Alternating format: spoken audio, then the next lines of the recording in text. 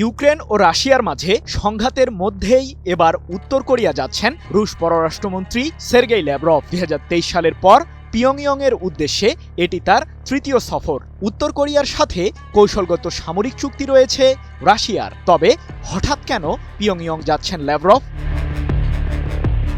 সম্প্রতি রাশিয়ার সামরিক বাহিনীর শক্তি বৃদ্ধি করতে উত্তর কোরিয়ার প্রায় ৩০,০০০ সৈন্য মস্কোর উদ্দেশ্যে রওনা দেয়, এমন তথ্যই প্রকাশ করেছে আন্তর্জাতিক বিভিন্ন সংবাদ মাধ্যম, যাকে ঘিরে তুমুল উত্তেজনা ছড়ায় কিয়েভ ও মস্কোর মাঝে। রাশিয়ার বিরুদ্ধে লড়তে মার্কিন প্রশাসনের কাছে সমরাস্ত্র চেয়ে অনুরোধ জানায় ইউক্রেন। এরই মধ্যে ইউক্রেনের প্রেসিডেন্ট ভলোদিমির জেলেনস্কিকে সামরিক অস্ত্র দেওয়ার ঘোষণাও দিয়েছেন মার্কিন প্রেসিডেন্ট ডোনাল্ড ট্রাম্প। সেই সাথে রাশিয়া ও ইউক্রেনের মাঝে শান্তি চুক্তি করিয়ে দিতেও মরিয়া ট্রাম্প। তবে স্বার্থের দ্বন্দ্বে বারবার পিছিয়ে যাচ্ছে যুদ্ধবিরতির সম্ভাবনা।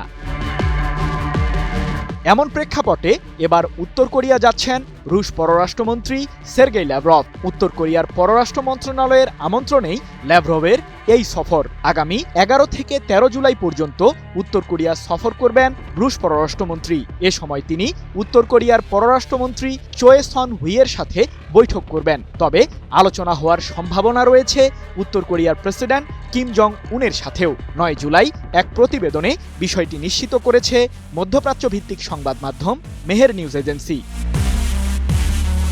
এর আগে ২০২৪ সালের জুনে রুশ প্রেসিডেন্ট ভ্লাদিমির পুতিনের সাথে পিয়ংইয়ং সফর করেন ল্যাভরভ। ওই সফরের সময় কিম জং উনের সাথে কৌশলগত অংশীদারিত্ব চুক্তি করে রাশিয়া, যার মাধ্যমে মস্কোকে সামরিক খাতে সহায়তা করার ঘোষণা দেয় পিয়ংইয়ং। গত বছরের অক্টোবরে উত্তর কোরিয়ার প্রায় ১২,০০০ সেনা রাশিয়ার সামরিক বহরে যোগ দেয়। মূলত ইউক্রেনের বিরুদ্ধে যুদ্ধের ময়দানে লড়তেই উত্তর কোরিয়া সেই পদক্ষেপ নেয়। সৃজন মাহমুদ, নিউজ 24।